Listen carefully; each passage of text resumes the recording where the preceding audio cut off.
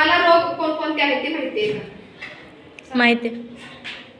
कावीळ, आणि dengue, malaria, आणि हृदयरोग, कर्करोग. बरोबर तसं आहे. तर आता आपण आज काय पाहणार आहोत? आपण आरोग्य आणि रोग याविषयी आज माहिती पाहणार आहोत. तर तुम्हाला तर माहिती असणारे रोग कोणते आहेत? कावीळ, बघा हृदयविकार आहे, बीपी शुगर आहे. प्रत्येक माणसाला तर हे सहजासहजी झालेलंच आहे की प्रत्येकाला बीपी आहे, प्रत्येकाला शुगर आहे, प्रत्येकाला हृदयविकाराचे आता 30 वर्षाच्या पुढे किती प्रत्येकालाही आता हृदयविकाराचे झटके येऊ लागले. कशामुळे झाल्यावर सगळं? आहारामुळे पण होऊ शकते मॅडम. आहार आणि औषध, अन्नावर औषध फवारणी चालू. अन्नावरती औषध फवारणी चालू झालेली आहे. शेतीमध्ये सगळे विनाशकारी सगळे औषध फवारणी वगैरे केल्यामुळे त्याचा परिणाम अन्नावरती होऊन आपण ते अन्न खाल्ल्यामुळे आपल्या शरीराला ती बागावते. आणखीन काय?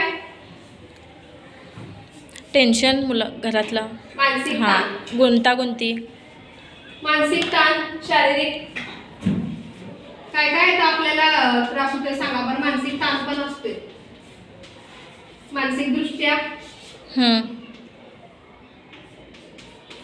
शारीरिक दृष्ट्या, भावनिक दृष्ट्याही असतोय ना? असतात ना.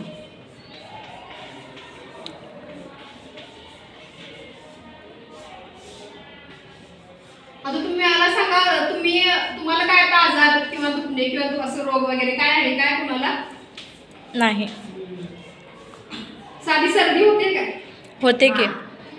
आणखीन ताप येतो. मग ते काय काय कशामुळे होतंय ते? वातावरणामुळे, पाणी पाणी जरा पाणी जरी बदललं तरी आपल्याला काय होतंय? लगेच सहजासहजी सर्दी होत्या, आपण आजारी पडतोय. मग काही वेळेला आपल्याला काय होतंय? काही वेळेला आपण न औषध घेताही आपल्याला फरक पडते, पण काही वेळेला औषध घेऊनही फरक पडत नाही. मग तसं काय होतंय?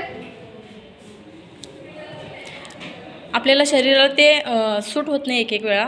एकेकांची इम्युनिटी सिस्टम ही चांगली असते, एकेकांची नसल्यामुळे लगेच आजार काय जरी झालं तरी ते आपल्या शरीराला सूट होत नाही, लगेच आपण आजारी पडतोय. एकेकांची इम्युनिटी सिस्टम जास्त असली की त्यांनी लगेच न औषध घेताही एक वेळेला बरे होऊ शकतात. बरोबर आहे ना? आता बघा आपल्या मानसिक दृष्ट्या काय, मानसिक दृष्ट्या म्हणजे काय सांगायला होते त्रास आपल्याला? त्यात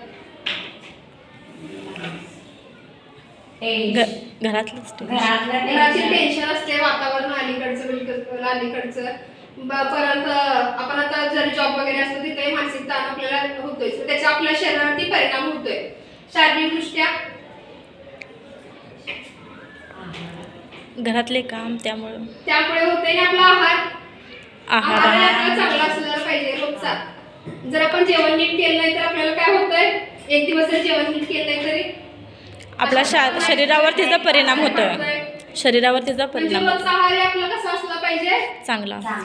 रोजचा आहार आपला चांगला असला पाहिजे. पाणी, शरीरात पाणी महत्वाचं आहे ना?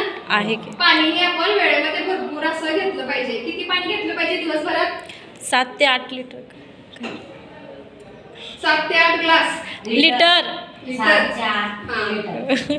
मग तसं आपण घेतोय का रोजच्या ह्याच्यात? नाही. मग ते आपल्याला काय होतंय? आरोग्यामध्ये आपल्याला फरक पडतोय. भावनिक दृष्ट्या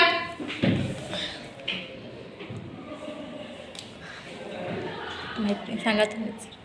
भावनिक दृष्ट्या जरी म्हणायला गेलं तर आपल्याला जरी सहज कोणी काहीही बोललं तरी आपल्याला मनाला लागतंय आणि त्याचं आपण दिवसभर डोक्यात घेऊन बसतोय की मला असं झालं, तसं झालं, ही गोष्ट झाली, ती गोष्ट झाली.